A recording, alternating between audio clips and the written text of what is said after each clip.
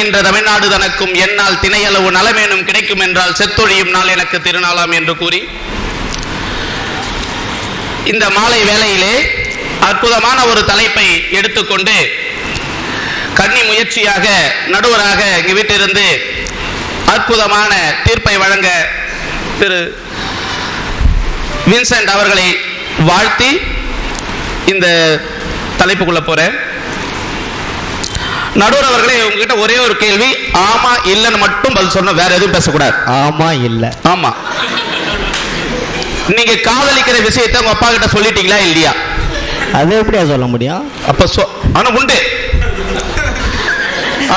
உண்மையெல்லாம் இவர் எவர்கிரீன் இளவரசர், தாடி வைத்த தங்கம், கருப்பு தங்கம், நேற்றும் இன்றும் நாளையும் காதலர்களின் காட்ஃபாதர், எத்தனையோ இடத்தில் அடி வாங்கி கூட இருக்கிறார். அதெல்லாம் மயிலாடுதுறையில கொஞ்சம் தூரம் உண்மையெல்லாம் உளறிக்கிட்டு இருக்காருங்க அவரு. காதல் சாம்ராஜ்யத்தின் முடிசூடா மன்னர், தஞ்சம் என்று வந்த காதலர்களின் சரணாலயம் இவர். இன்னொன்னு தெரியுமா, காதலை சேர்த்து வைக்கிறதுக்கு தான் அடி. காதலை ரெண்டு பேரும் எஸ்கேப் ஆகி ஓடிடுவாங்க, அதை போய் சேர்த்து வைக்க போறோம் பாருங்க, நமக்கு தான் அடி. நீதி நடுவர் அவர்களே, இயற்கையின் நீதி.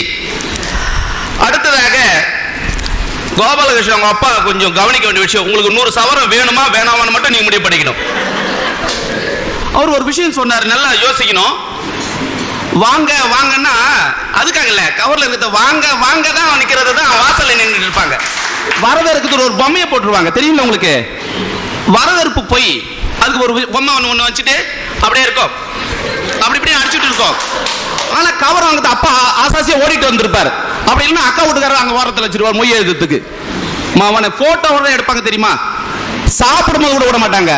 மொய் எழுதும்போது அங்க ஒரு தனியா ஒரு ஜூம் பண்ணி வச்சிருப்பாங்க. இவ்வளவு பண்ணும்.